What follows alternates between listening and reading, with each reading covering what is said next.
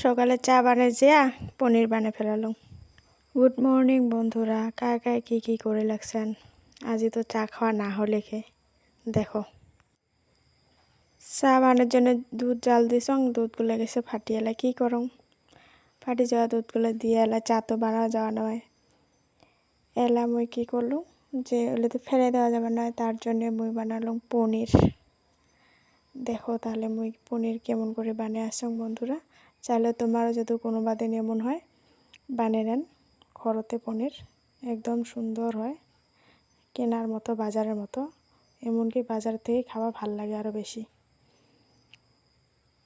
অল্প আটা দিয়ে, বেশি বেশি দিবে না লাগে, অল্প দিলে হল। অল্প আটা দিয়ে মাখিয়ে নিলে হয়ে গেল পনির।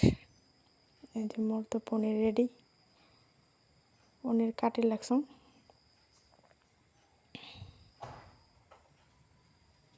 দেখো কি সুন্দর হয়েছে, একদম বাজারের মতো। এলে আমি পনিরগুলো ভাজি নিলাম।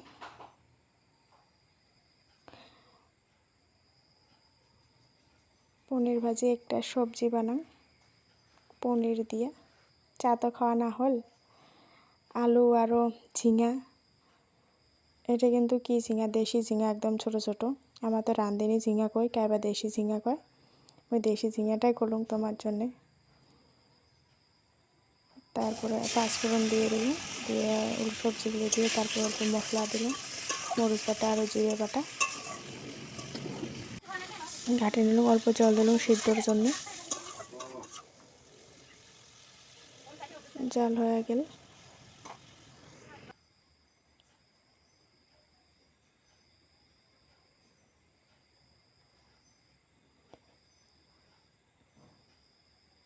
কার কার এমন হয় হঠাৎ করে। সিদ্ধ হয়ে গেল, ভাজা ভাজা হয়ে গেল। এলা দিম ঝোলের জল, মানে ঝোল তো না হয়, অল্প রসা রসা আর কি। ঝোলের জল দিলাম, জলগুলো চাল হল, পনিরগুলো দিয়ে দিলাম, হয়ে গেল সবজি। এলা নামে নিম।